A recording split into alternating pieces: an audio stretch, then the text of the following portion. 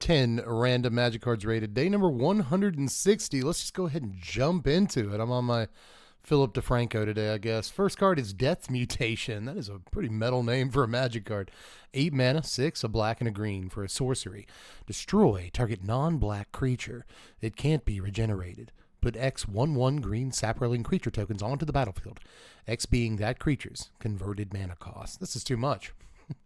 Why does it say non-black creature? For 8 mana, it should just be able to blow up anything. Destroy target permanent, you know what I mean? But just a creature, a non-black creature. I guess it can't be regenerated. Cool. Right. This is originally printed in Apocalypse. I bet it looked way cooler back then. Yep, look at that. Look at that border. Why don't they use that border anymore? It's so beautiful. Either way, this card's kind of not super impressive, I would say. I guess if you're playing Saprolings, if you're black-green Saprolings, maybe Slimefoot or something, if you're black-green Saps, I forget. But I guess maybe this is a card that you play, but that's only that one situation. I don't know. It could put like 6 Saprolings into play, Dev. It could do that. But you're like always losing mana value. But are you? Are you? I guess it's cost like this because it's like a 5-for-1. You know? Kind of. But I want to be more impressed. But I kind of like it. But like the spike in me is like, no. So I'm going to throw like a 3.7 at it. If it costs 1 to 1.5 less mana, I would probably put like a 4 point something. Nah, it's like a 3.5. You're not gonna play the card. I hate to say it, but you're probably not gonna do that. So moving on to Anurid Murkdiver from Onslaught, and only ever Onslaught. Check out this Danny Orizio art right here, man. Look at this. This is like kind of comic booky. It looks good. 6 mana, 4 and 2 black for a 4/3 zombie beast with Swamp Walk. Actually, when I say comic books, kind of looks like the cover of old pulp magazines from like the late 30s, you know? Like if anybody knows what I'm talking about. No? Anyway. I'm a vampire. This is not good though. 6 mana, 4/3 Swamp Walk. Kind of yawn. Whatever. Makes sense. Card hasn't been reprinted ever. This is a zombie. Yeah, let's give it a 2.5, somewhere in that neighborhood. Rivals Duel is up next from Morningtide. 4 mana, 3 and a red for a sorcery. Choose 2 target creatures that share no creature types. Each of those creatures deals damage equal to its power to the other. So have them fight. Make them have a fight. I guess you can target your opponent's guys. Like both guys you target can be your opponent's guys, and your dudes don't have to be involved at all. That's like kind of cute, especially for just 4 mana, but you know, sorcery speed, blah, blah, blah, blah. And that's a weird restriction. There's going to be times where like for some stupid reason, like you can't target the 2 creatures you want to target because they're both humans or something like that. You know, it's going to be crappy. But I still think it's a neat card. I can't give it more than like a 3. 3. It's better than that. I think the idea of like targeting 2 opponents, peoples, 2 opponents' creatures, peoples come from. But yeah, like targeting 2 different opponents' creatures against is good. But is it that good? It's 3.6, you know, something. Maybe it's better than that. I just feel like I'm not rating it right. But I am. Next is Giant Spider. Have we never done Giant Spider? I believe that this has, if I'm not mistaken, the longest unbroken streak of being printed in core sets. Again, I could be mistaken, but you see it goes all the way up to 4th edition. Portal, that's cute. 5th edition, 8th edition, 7th edition, 6th edition, 10th edition, 9th edition. Yep, okay. Magic 2011, sick. Magic 2014, 12. Oh, it missed 2013. It randomly missed M13, and that broke its streak, I see. Oh, that's lame. That's so lame. Okay, so Giant Spider, that's a cool one. Sorry to keep doing this. But like 7th edition, where was the foily one? Where's the shiny one? Where did it go? I think I lost it. Either way, okay, so I'll stop once I get to alpha. I'll stop at alpha. It's not letting me do anymore. It's like tired of me at this point. Let's view all prints. Every single one of them. Because I am spending too long on Giant Spider, I see now. But yeah, 7th edition foil. Give me that one. $6 for 7th edition foil of an iconic card. It's a good price. Am I being weird? Is that actually like actually kind of a good price? $6, 7th edition foil. They're really expensive if you didn't know. 7th edition foil specifically. But yeah, it's Giant Spider. You know what this card is, right? It's 4 mana for a 2/4. It has reach. I love this original wording. Does not fly, but can block flying creatures. This is like a... God. What even are you, Giant Spider? It's really sad. 2.4. That makes sense, right? Let's move on. It's a stone giant. Ooh, all the old school hits today, right? This was actually played a very long time ago. 4 mana, 2 and 2 red for a 3/4 giant. You can tap it, and target creature you control with toughness less than stone giant's power can gain flying until end of turn. Then you destroy that creature at the beginning of your next end step. So there's cool stuff you can do with this if you happen to have like a 6/1 in play, you know, like Ball Lightning is a good example, but like, can you target your own deadly insect? I don't think you can. So maybe Hungry Mist. That was a 6/2 from back in the day. It actually saw some play, and it was from Homelands. Either way, on the kitchen table, it didn't actually. Hungry Mist did not see real play. But either way, my point is that there were times where you would see, you know, certain cards get like flung with this, right? Like you're not actually flinging them; they're just like giving them flying. Although I guess that is the flavor, isn't it? The flavor is that he's picking them up and throwing them. So that's kind of cute. And then when they land, they die.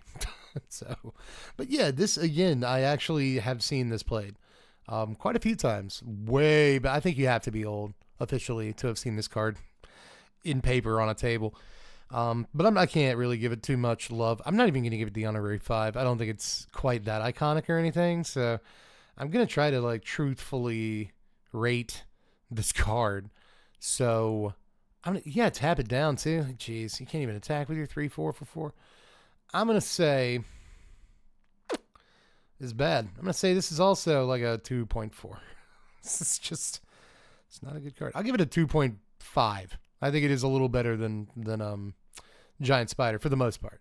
But Natural Obsolescence is up next. This is only ever printed in Ether Revolt. 2 mana, 1 and a green for an instant. Put a target artifact on the bottom of its owner's library. Pretty bad, you know. Just destroy the artifact, you know, just play Naturalize. This is probably worse than Naturalize, like most of the time. I don't know, there's got to be a couple of situations where there's an artifact that would come back from the graveyard and do a thing, and it's better to shove it on bottom. Maybe you target your own stuff with it, so like you never... Well, I was going to say you never deck yourself, but like you will. You can only cast this card 4 times. This is pretty lackluster though, man. I'd say this card is obsolete. Like the day it came out, it was probably obsolete. So I'm going to throw like a 2.9 this thing's way. Again, there's going to be like situations where it's technically better than a Naturalize, but probably not that many. So I'll move on to Tunnel of Love from Infinity. We don't do uncards. I'm so sorry. Vraska the Silencer is up next. This is from Outlaws at Thunder Junction, the Cowboy set. 3 mana, 1, a black and a green for a 3/3 legendary Gorgon Assassin with Death Touch. Whenever a non-token creature an opponent controls dies, you may pay 1. If you do, return that card to the battlefield tapped under your control. It is a treasure artifact. With tap, sack this artifact, add 1 mana of any color, and it loses all other card types. So don't think you're going to go attacking with their creatures. It's basically whenever, in a roundabout way, whenever one of their guys dies, that's not a token, then you get a treasure, which is okay. It's actually not that bad. This is holding a $2 price tag right now, and I imagine that means it's got to be seeing like some play in Commander. It might just be because it's a standard legal mythic, and those don't tend to dip like too far below like, you know, dollar mark or whatever. But I don't know, $2. That's somebody's doing something with it somewhere, you know. It is a pretty cool card. There's just kind of too many good 3-drops in Golgari for this to see play. I think most people opt for, you know, sometimes Liliana of the Veil, but like more often you'll see, you know, Preacher of the Schism and obviously Glissa and Gix, right? And even Sentinel of the Nameless Cities. This has a lot of competition at 3-drop slot and standard. So, you know, it doesn't surprise me that we haven't seen it see too much play, but I could see Golgari trying a 1 of this because it kills a bunch of their opponent's guys. And, you know, getting like 2-3 treasures over the course of the game actually seems pretty great in a lot of ways. So I don't hate this card. I'm going to give it a 4.7. I think it's pretty good. I could almost graze 5, I think, on this one. I'm just kind of, checking myself. It's probably not quite as good as I think it is. Merkwood Elk is up next from Tales of Middle-earth. This is Tales of Middle-earth Commander, specifically. 6 mana, 5 and a green for a 6/6 Elk with Trample.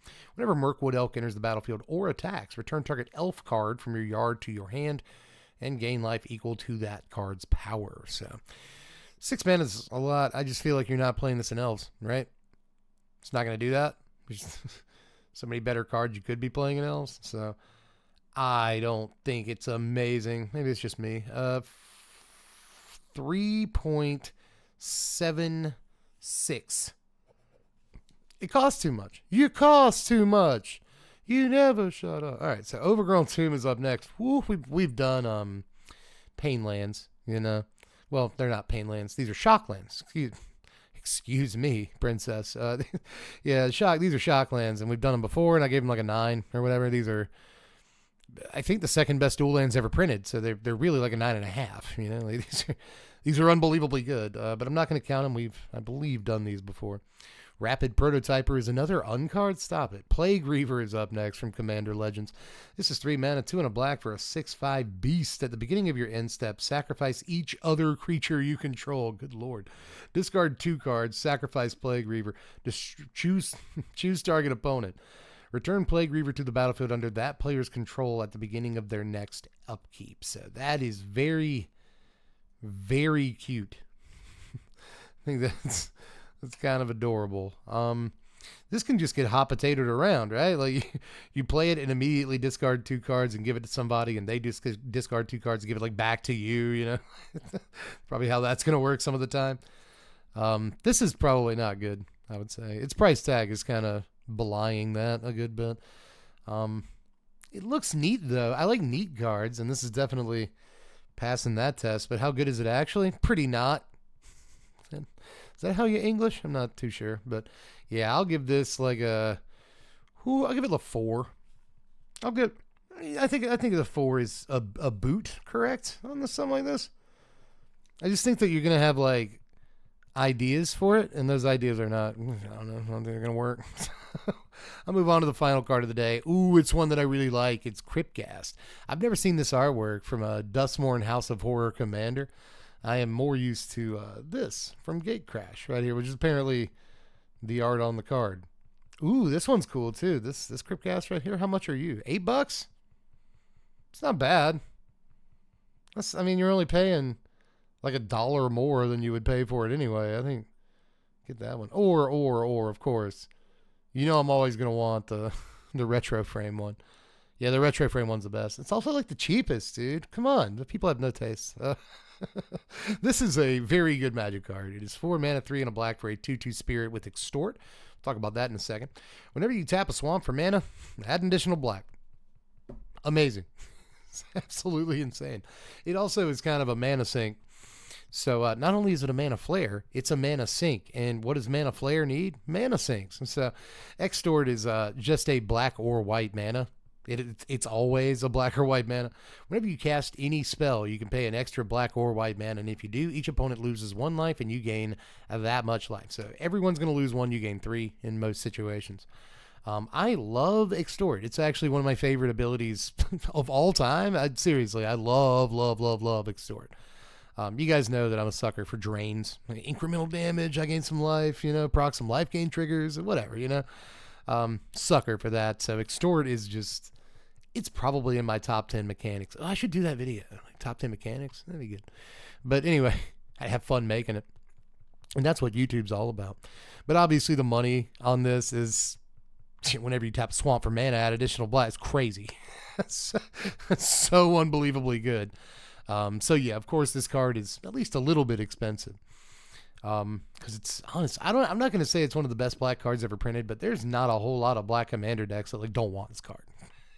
So I am going to ask the audience before I shut it down today. I'm going to ask the audience, what do you think I should give Crypt Ghast? What would you give Crypt Ghast? I've made no secret of the fact. Obviously, I'm going to rate this card highly, but exactly how high? As high as you think I am right now, I'm going to give this card a 7.99. You know, am I going to give this card an 8? Crypt gets an 8. It might have 7.99. Come on, that's just token, right? I'm giving it an extra, hundredth of a point here. And I'm going to throw an 8 on Cryptcast. This card is phenomenal. I'm glad we got like one fantastic card today. It was kind of looking bleak there for a second, but brought it all home with Cryptcast. You are phenomenal, dude. You're one of my buddies. You know what I mean? Like, the more I look at him, the more I'm like, dude, I'm just kind of completely in love with you. Do you want to run away? We can get married. Anyway, it's a great Magic card, dude. But I can't wait to see what you guys thought. But anyway, that's all for today, guys. Enjoy the rest of your Monday night. Today it's actually Monday. I think yesterday I said it was Monday. It's the holidays. I'm discombobulated, but I think I'm pretty sure today is Monday. So I'll see you tomorrow on Tuesday. Bye.